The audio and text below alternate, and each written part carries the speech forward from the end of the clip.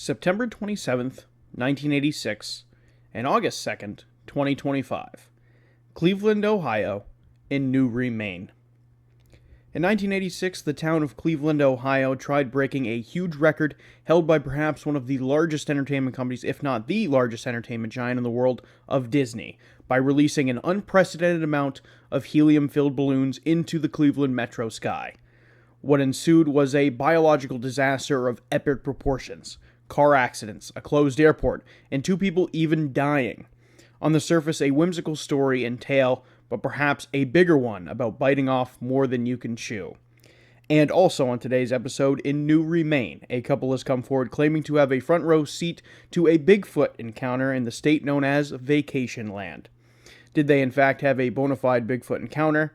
What is Maine's history with a bipedal ape, and could it have been possible that Oxford County is a Bigfoot hotspot nestled deep in the woods of about south-central Maine? Now today on Unblurring the Unknown, 2 polar opposite stories about hairy beasts and corporate deeds gone wrong. Today we explore Balloonfest 86 in the Newry Maine Bigfoot.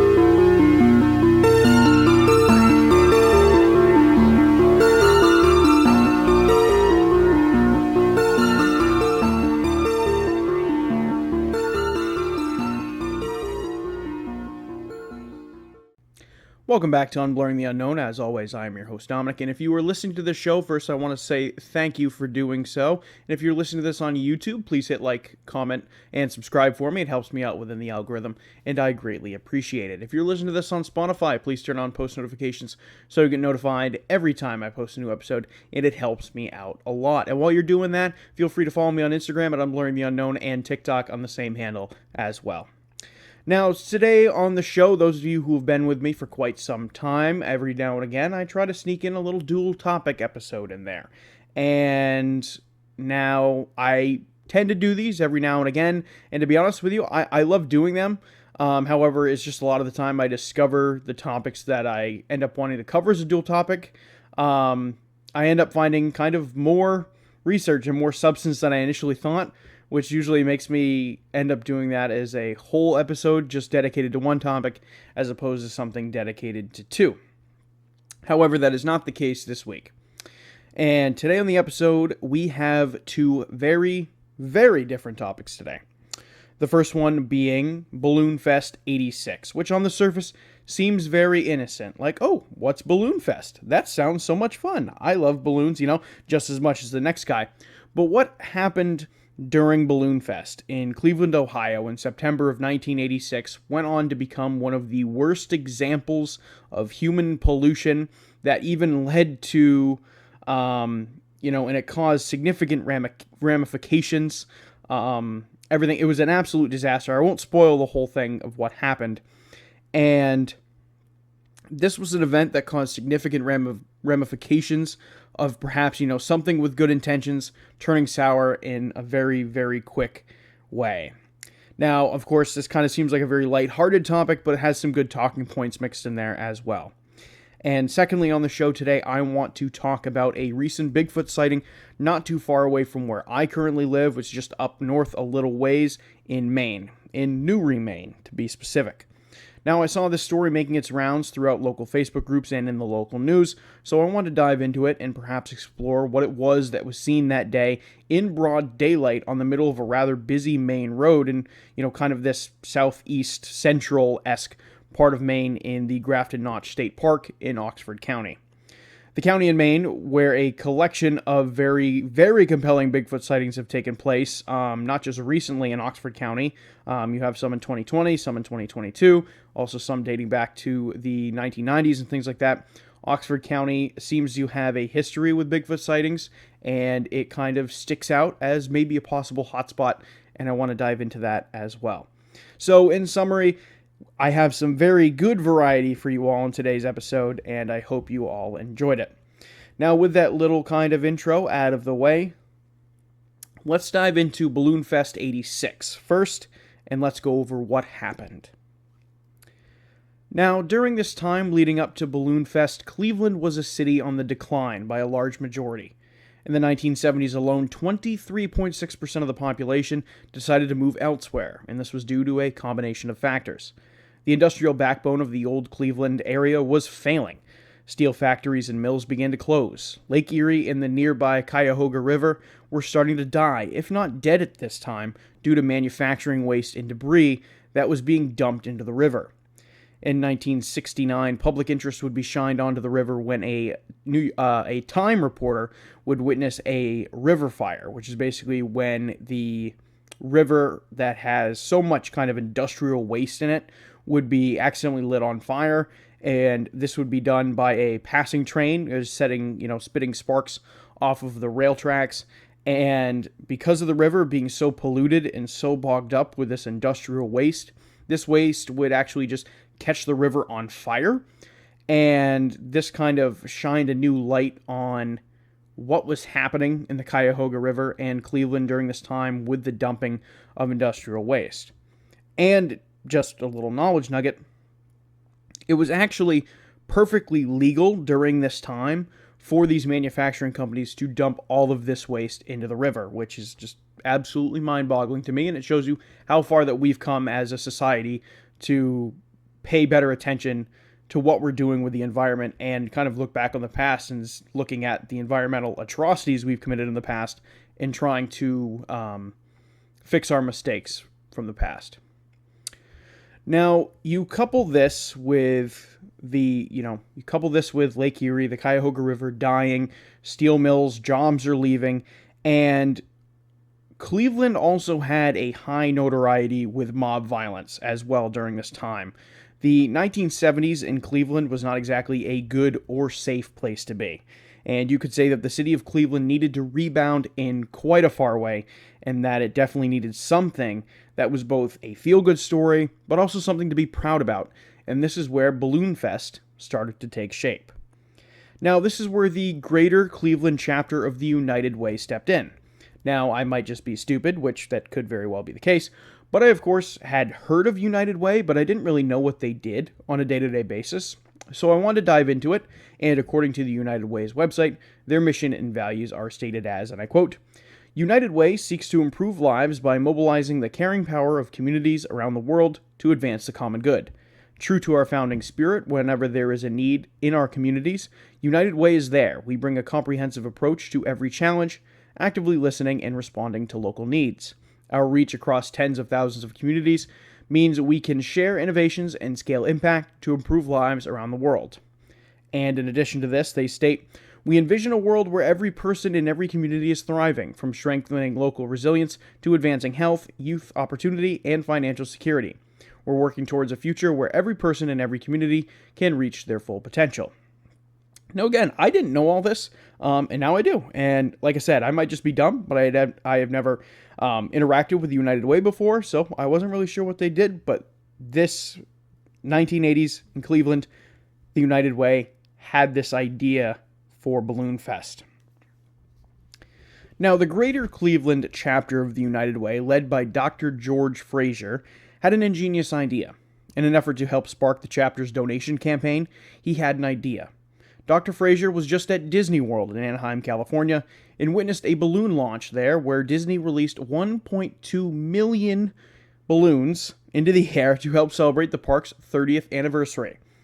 First off, 1.2 million balloons? What the fuck? I remember as a kid, it was kind of shunned upon to let go of your balloon because where it could end up, like in the ocean and stuff like that. And like that was kind of, there was a negative connotation attached to that when I was a kid. So I remember always being told to make sure, I hung onto my balloons because you didn't want them to end up in a river or end up in the ocean or something like that. So the idea of just releasing 1.2 million balloons willy-nilly is just kind of crazy to me, but I guess that's just the 21st century mindset I have. But Dr. Frazier went a little crazier with this because looking upon what Disney did, he wanted to do it better. he wanted to double down, and Dr. Fraser wanted to try and release 2 million balloons in the Cleveland metro area, which this would almost double Disneyland, and in the process also get them a Guinness World Record. Dr. George Fraser thought that not only this could be good marketing for the United Way, but also the city of Cleveland, as it needed this feel-good story and something to be proud of, like the Guinness World Record, and spur donations towards the United Way, and hope that the show of colors would trigger people to be more generous with their donations. Now, Dr. Fraser's goal of 2 million balloons was mostly because of the United Way's practice of doubling campaign contributions, and would help also for marketing and advertising. So on paper, it seemed like a win-win-win for the United Way and the city of Cleveland. Now, this is when the United Way would get in touch with Treb Heining, a former Disneyland balloon boy, who would go on to start his own company and help plan and orchestrate balloon launches and art pieces for large-scale gatherings and events like the Super Bowl and even the Olympics. Now, Treb Heining saw this as a huge opportunity for himself, and he personally thought that the record previously set by Disneyland would not be touched for quite some time. And when he heard the United Way's proposal, he was in, and him and the United Way began to plan the circus of moving pieces to get this whole process to work. Now, for starters, inflating 2 million balloons takes a lot of friggin' work and a bunch of manpower. Treb Heining needed 5 tanker trucks filled with 700,000 cubic feet of helium just to inflate all of the balloons that the United Way wanted to release into the sky into Cleveland. Now, that being said, it was clearly quite the endeavor. To solve the manpower problem, the city enlisted the help of local teenagers from the various high schools to fill the balloons, and then put the filled balloons into a specially designed building made mostly of scaffolding and mesh tarps to corral the balloons so that they could all be released at once from one central location. This building alone would be roughly 3 stories tall. Now, the United Way started building this Balloonfest into quite this big spectacle, and some of the roughly $500,000 it cost to put together, the event was offset, of course, by corporate sponsorships and donations and all of that fun stuff. And while they ultimately fell short of their goal of 2 million balloons, the United Way was still able to inflate roughly 1.4 to 1.5 million balloons, which would still get them the new Guinness World Record. And on September 27th, they planned to release the balloons. Now, what should have been a fun and harmless day was anything but, courtesy of Mother Nature. On the day of September 27th, people lined the streets waiting for the spectacle that was going to be Balloonfest. People gathered at Cleveland's public square in droves and were taking in the sights. The city took it upon themselves to help turn it into a festival of sorts, and this helped drive public intrigue, and more onlookers to come and watch. However, a cold front with rain was coming on the forecast, and organizers of the event debated whether or not to push back the launching of the balloons due to weather concerns. Now, the balloons originally set to launch at roughly 2 p.m. to 2:05 p.m. that afternoon were not pushed back, but rather moved forward by 10 to 15 minutes, having the new launch time for the balloons be roughly 1:50 p.m. to around 1:55 p.m. that afternoon. Now, at 1:50 p.m., organizers would release all 1,429,643 balloons, which is a crazy number to say out loud, into the Cleveland sky. Reporters and onlookers described it as a helium mountain, and the rainbow-colored balloons took 30 minutes for them all to disembark from the release building and into the sky around Cleveland. Now, because of the cold front and inclement weather, this is where things start to take a turn for the worse. Because instead of the balloons rising straight into the sky, the inclement weather and the cold actually push the balloons down instead of up, and wind gusts of up to 40 miles an hour started to push the balloons all over the downtown streets like a colorful blanket. Now, at this point, the balloons started posing a huge distraction for those in downtown Cleveland. Drivers would be swerving out of the way to try not to hit them, and some people were even getting out of their cars and trying to scoop up balloons for their kids in the middle of the streets. Now, the balloons would also cause concern for the Burke Lakefront Airport in Cleveland, and they actually had to stop their service for a half hour because there were so many balloons coming down and landing on the runway that they had to clean them all up before they could continue with scheduled flights that day. However, the inconvenience of the balloons would turn into something a little more than just an inconvenience. On the westbound shoreway in Cleveland, the balloons and lack of visibility they would cause would be the catalyst for a 10-car pileup, And although no injuries would be reported through this, the balloons were becoming a threat to public safety. And at a nearby farm, a woman's horses would become disoriented and confused by the balloons drifting onto the farm's property, and this would cause the horses to injure themselves in their confused state, and this woman would actually go up and end up suing for damages as well. Now, and perhaps the biggest tragedy of this day, as the balloons descended on the nearby Lake Erie, two fishermen would not return home from a fishing trip that day. Their families would become concerned and contact local authorities, and a search was launched. The fishermen, Raymond Broderick and Bernard Selzer, would not be found on preliminary searches, and their boat was recovered with its engine missing, leading investigators to think that the boat possibly capsized at some point. However, search efforts for the men were extremely hindered by these balloons. It made visibility very, very difficult, and the helicopter pilots who were conducting the search from the air compared the balloons as to like flying through an asteroid field. Now, the bodies of Broderick and Sulzer would later be recovered from Lake Erie, and it is more than likely that their boat encountered inclement weather and rough conditions out on the lake, which caused their boat to capsize and the two men drown.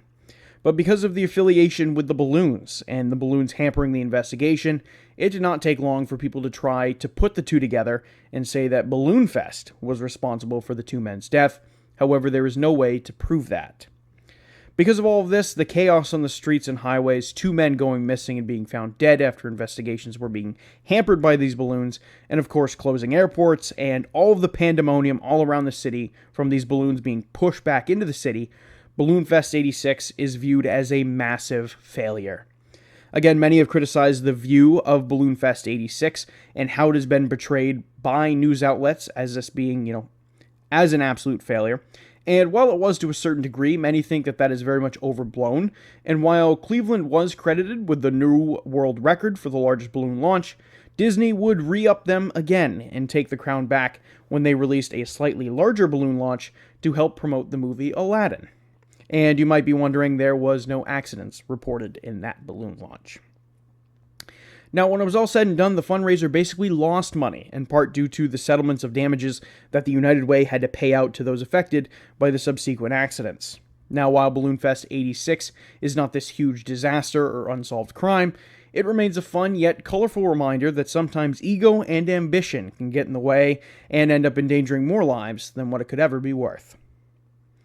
Now, with that all being said, let's move into the Bigfoot sighting that took place in Newry, Maine of this past August.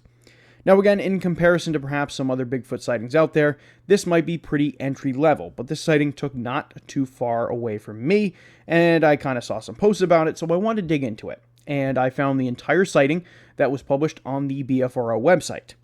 Now, if you happen to be unfamiliar with what the BFRO are, they are the Bigfoot Field Researchers Organization, and they conduct investigations and catalog sightings of Bigfoot that get entered into their website, as well as conduct follow-up interviews with some of these witnesses.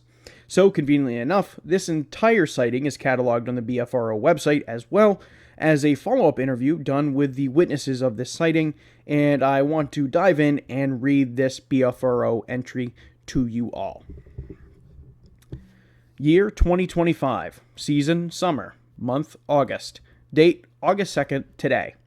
State, Maine, county, Oxford County. Location details, Newry, Maine, nearest town being Newry, Maine, still of course.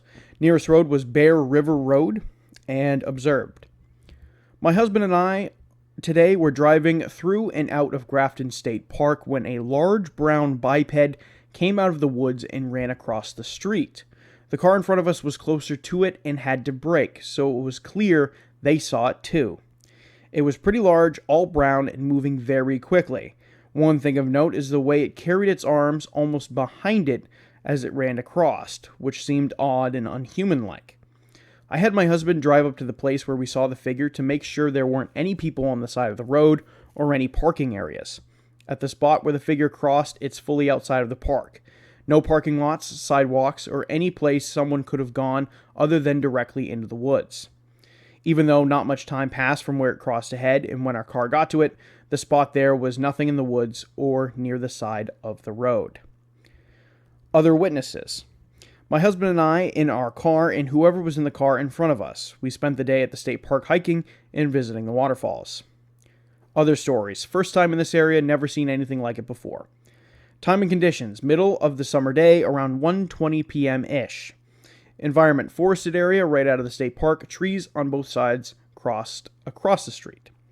Now that is pretty much the entire sighting that was cataloged by the witness as well, and BFRO investigator Jeff Shepard would actually reach out to this witness and conduct a follow-up interview and posted his interview and findings to the same BFRO report sighting page and stated the following, and I quote, "I had the opportunity to speak with this witness within days of her sighting. She and her husband are busy professionals who like to get away on weekends to explore outdoor opportunities in Maine. This spirit of adventure brought them to Grafton State Park to unwind, hike, and explore the beauty of nature. As they were leaving Step Falls Preserve at approximately 1:30 p.m., they were settling in for the drive home, southeast on Route 26, when they noticed a car in front of them brake hard to avoid hitting something. To their astonishment, what they saw was a bipedal, human-like creature leaning forward with its arms trailing behind it, running incredibly fast across the road. They stopped at the location of the crossing to see if there was a parking area or people around, but the only thing they saw was the woods on both sides of the road. They opted not to get out of the vehicle to investigate further. When asked how tall she thought the creature was, she said that it was likely between 8 to 9 feet tall. Even at the distance they were behind the other car, she said that the creature leaning forward towered over the Subaru-type vehicle ahead of them.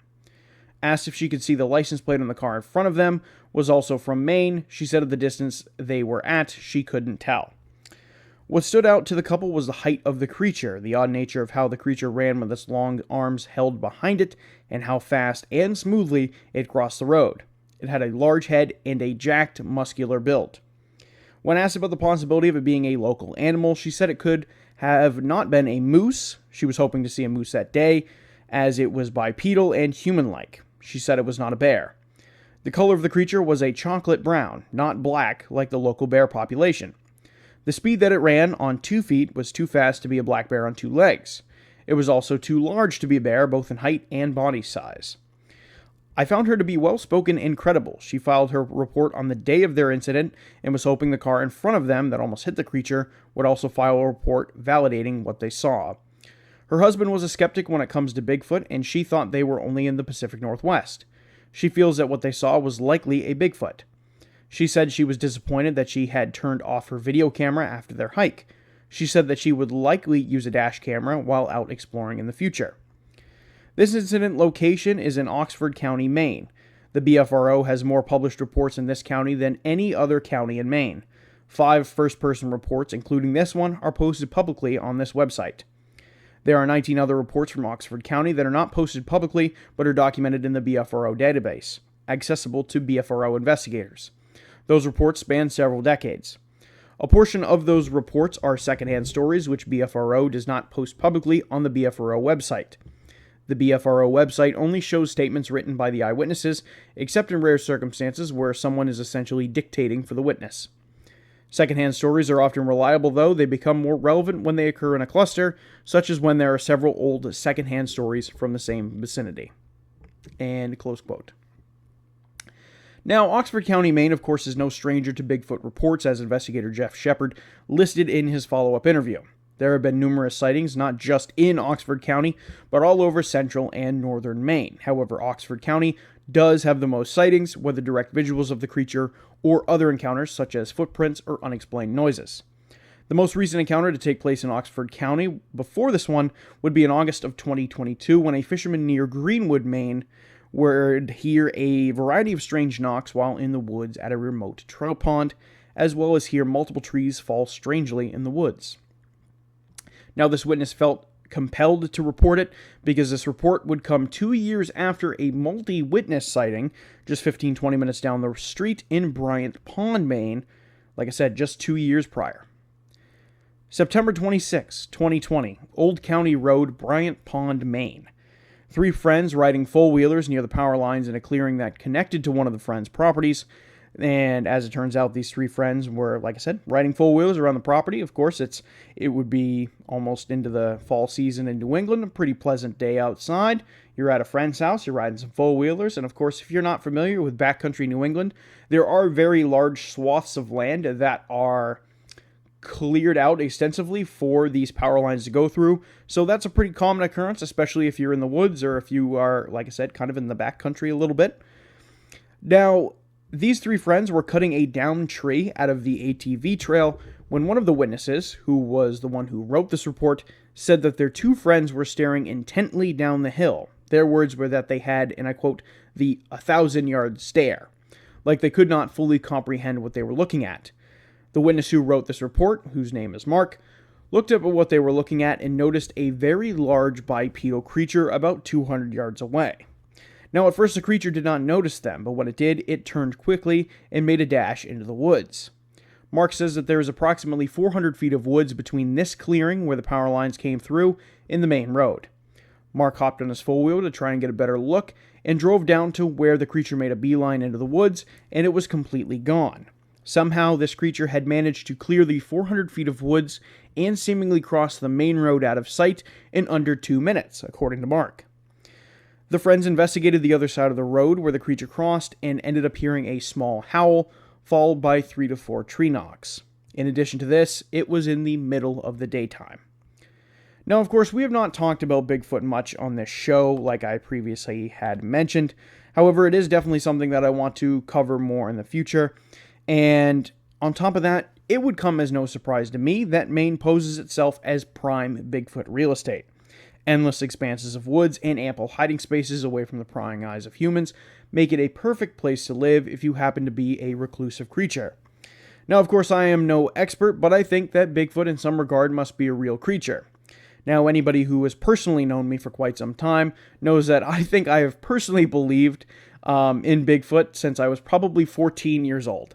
But I also think that Bigfoot is possibly very real within the state of Maine. Like I said, there's plenty of woods, there's plenty of food.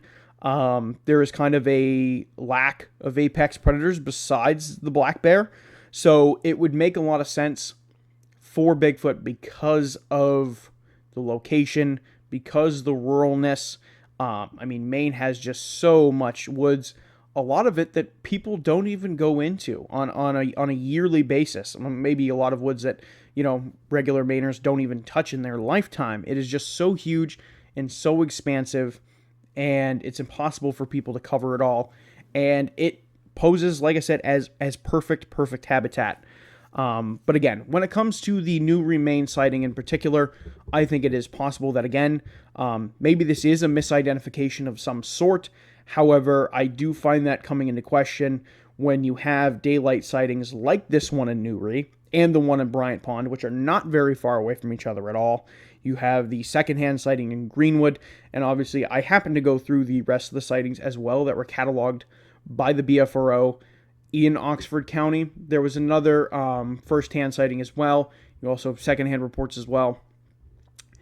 I think there's some credibility to this. I think when it comes to the Bigfoot discussion, and like I said, I could do a whole episode on Bigfoot. I'm kind of surprised I haven't done it yet. It's just kind of eluded me up to this point, but there will certainly be one in the future. When it comes to the Bigfoot debate, I think at this point, with there being as many sightings, of course, there are some hoaxes out there, but you have so many sightings dating back decades and decades and decades of people who are clearly seeing something, but they have no idea what they're looking at.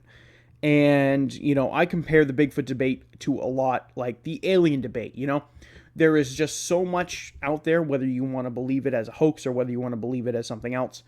There is so many reports. And in my opinion, there are people out there who maybe are trying to pull some shady stuff, pull a hoax, maybe so they get into the newspaper or whatever. But I think a majority of people who have a sighting because they saw something that they couldn't fully explain. And like I said, I feel the same way when it comes to the alien debate on this as well. There's people who are going to hoax, people who are going to make things up. But at the end of the day, there's people who are going to see things that they can't fully explain. And to me, that needs to be taken credible. And with the Bigfoot debate, you have so many sightings across pretty much the lower 48 in terms of Bigfoot sightings, different regions of the United States having their own kind of regional variances of Bigfoot in some regard, or legends about variances in Bigfoot. And I think Bigfoot as a creature has to exist. It all just depends on the legitimacy and filtering out what is fact and what is fiction. But again, I think there is something tangible in Maine. I think there is something tangible when it comes to what's going on in Oxford County, Maine. However, whether or not you think that that is Bigfoot, I will ultimately leave that up to you. But with that being said, that is going to conclude this week's episode of Unblurring the Unknown. Again, I'm sorry there's no theories or anything like that roped into today's episode. Kind of, like I said, it was a two-parter. Not really any theories to go over here. Maybe if you have your own personal theories about the Newry Maine Bigfoot sighting, feel free to let me know. Balloonfest 86 was just kind of a very fun story that I wanted to share with you all of kind of an accident. I'd say it's an accident.